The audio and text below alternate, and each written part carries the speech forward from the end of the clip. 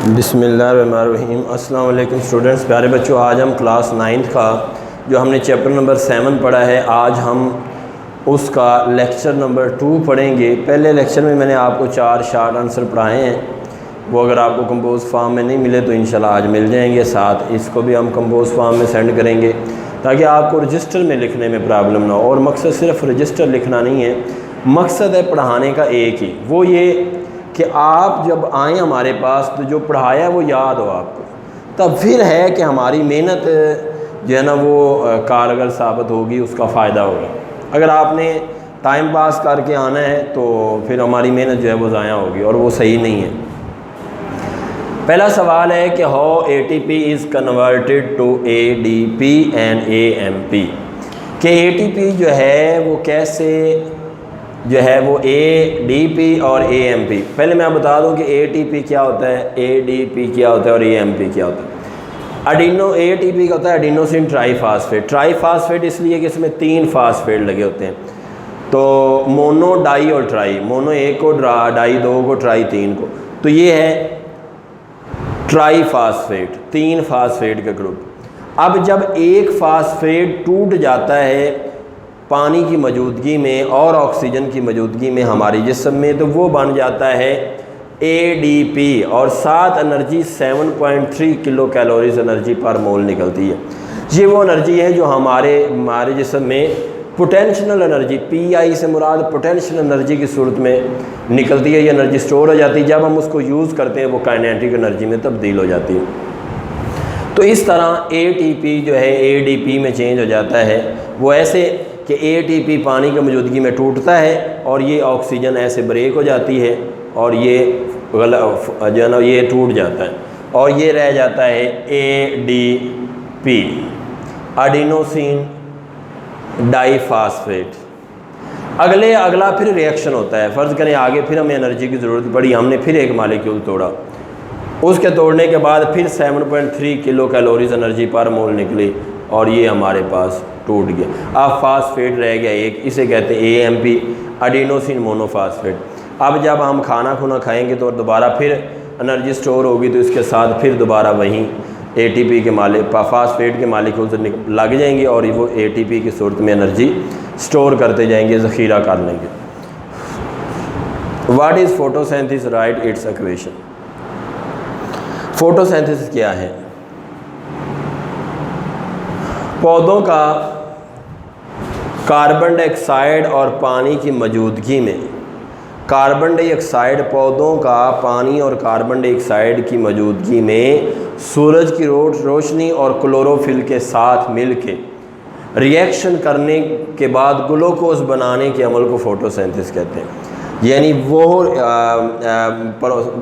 जो ना वो the synthesis of glucose from carbon dioxide and pani included sunlight and chlorophyll is called photosynthesis. यानी ऐसा केमिकल रिएक्शन जिसमें ग्लूकोज तैयार करने के लिए कार्बन डाइऑक्साइड और पानी की मौजूदगी में सूरज की रोशनी और क्लोरोफिल को इस्तेमाल करके इस्तेमाल किया जाता है, फोटोसिंथेसिस कहलाता है। और इसकी इक्वेशन मैंने सामने लिख दी है।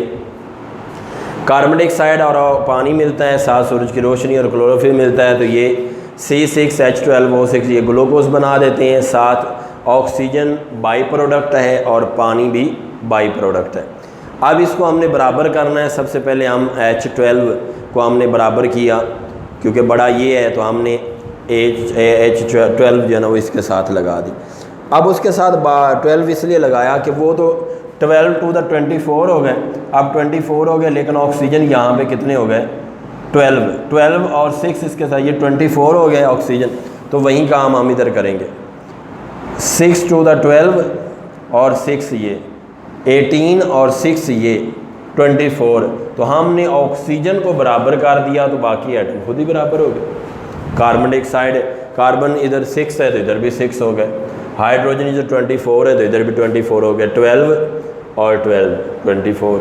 तो इस तरह हमने इक्वेशन को बराबर करने के लिए ये लगाया है, क्योंकि दोनों साइड्स पे जो है ना वो इधर reactants, the number of reactants always equal to the number of products, then we say that this reactions is equal. This equation is equal. तो ये इक्वेशन इस सूरत में इक्वल होगी जब इसके रिएक्टेंट्स और प्रोडक्ट्स में नंबर्स ऑफ एटम्स जो हैं वो हर एलिमेंट के सेम हो जाएंगे, उनकी नंबर्स ऑफ एटम्स जो हैं उनकी तादाद जो है वो बराबर हो जाएगी। आगे कहता है write two important condition for photosynthesis. Photosynthesis के लिए कौन सी 2 इम्पोर्टेंट कंडीशन है? वैसे तो 3-4 बताई हुई हैं, लेकिन 2 मैंने यहाँ पे इसलिए बताई हैं ताकि आपके शॉर्ट आंसर जो है वो कंप्लीट हो जाए। पहली कंडीशन है टेम्परेचर और दूसरी है कंसंट्रेशन ऑफ कार्बन डाइऑक्साइड। अगर हम रिएक्शन में देखें तो ये जो लाइट एनर्जी है यही टेम्परेचर है, और लाइट एनर्जी बढ़ती जाएगी तो रिएक्शन बढ़ता जाएगा। लेकिन अगर एक हद से ज़्यादा, यानी जहाँ तक बर्दाश्त है, जहाँ तक लिमिट है जो है वो पौधे की, वहाँ तक तो टेम्परेचर बढ़ता जाएगा, तो क्या होगा, ग्लूकोज की मिकदार बढ़ती जाएगी, रिएक्शन तेज़ होता जाएगा। लेकिन एक वक्त वो आता है कि जब टेम्परेचर हद से ज़्यादा बढ़ जाता है तो फिर पौधा का जो स्टोमेटा है वो बंद हो जाते हैं, ताकि पानी ज़्यादा बुखारात बन के ना निकलें, और वहाँ पे जाके जो है वो फोटोसिंथेसिस का प्रोसेस स्लो होना शुरू हो जाता है।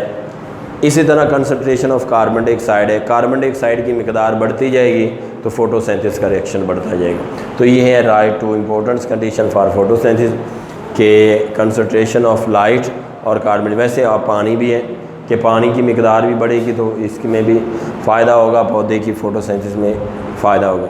Why it is said that all life depend on photosynthesis. ये क्यों कहा जाता है कि ज़िंदगी का दारोमदार जो है वो फोटोसिंथेसिस पे? वो इसलिए कहा जाता है कि मैंने आपको पहले चैप्टर में बताया था कि ज़मीन का वो हिस्सा जहाँ पे ऑक्सीजन मौजूद है, जानदार सांस ले सकते हैं, उस हिस्से को हम लाइफ ऑफ जोन कहते हैं। लाइफ ऑफ जोन इसलिए कहा जाता है क्योंकि उस एरिया में हम सांस ले सकते हैं, क्योंकि उसी एरिया में तो ऑक्सीजन है, और ऑक्सीजन के जो प्रोडक्ट है, ऑक्सीजन की जो प्रोडक्शन है वो सारी की सारी फोटोसिंथेसिस से होती है। और अगर फोटोसिंथेसिस ही रुक जाए, फोटोसिंथेसिस पौधे करें ही ना, तो उसमें जो हमारे पास रिएक्शन में कार्बन डाइऑक्सीजन पैदा हो रही है, ये ऑक्सीजन माहौल में नहीं जाएगी, और अगर ये माहौल में नहीं जाएगी तो हम ऑक्सीजन जो माहौल में मौजूद है वो इस्तेमाल करते रहेंगे, और एक वक्त वो आएगा कि ऑक्सीजन बंद हो जाएगी तो ज़िंदगी ख़त्म हो जाएगी। क्योंकि हम ऑक्सीजन के बगैर सांस नहीं ले सकते। ऑक्सीजन के बगैर सांस इसलिए ले सकते क्योंकि ऑक्सीजन जब हमारे जिस्म में जाती है तो वो जिस्म के सारे काम ऑक्सीजन के जाने के बाद होते हैं, और वहीं ऑक्सीजन कार्बन डाइऑक्साइड बन के वापस आती है।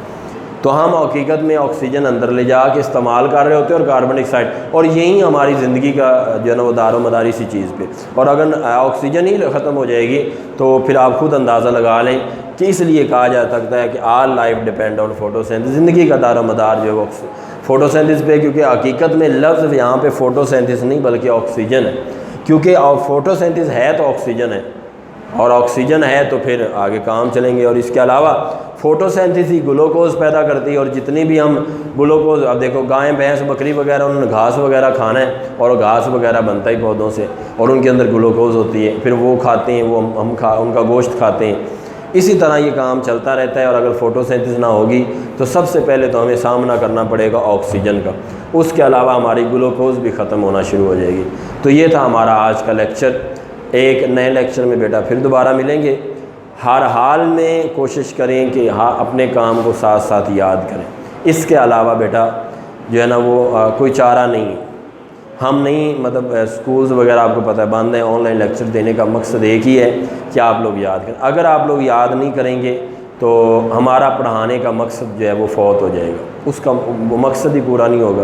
तो मैं दुआ करता हूँ कि अल्लाह ताला आप लोगों को हिदायत दे और आप टीचर्स की बात मान के काम को साथ साथ याद करें, और वैसे ही सीरियस होकर याद करें जैसे एक तालिब इल्म को ज़ेब देता है। तो अगले लेक्चर में बेटा फिर मिलते हैं। अल्लाह हाफिज़।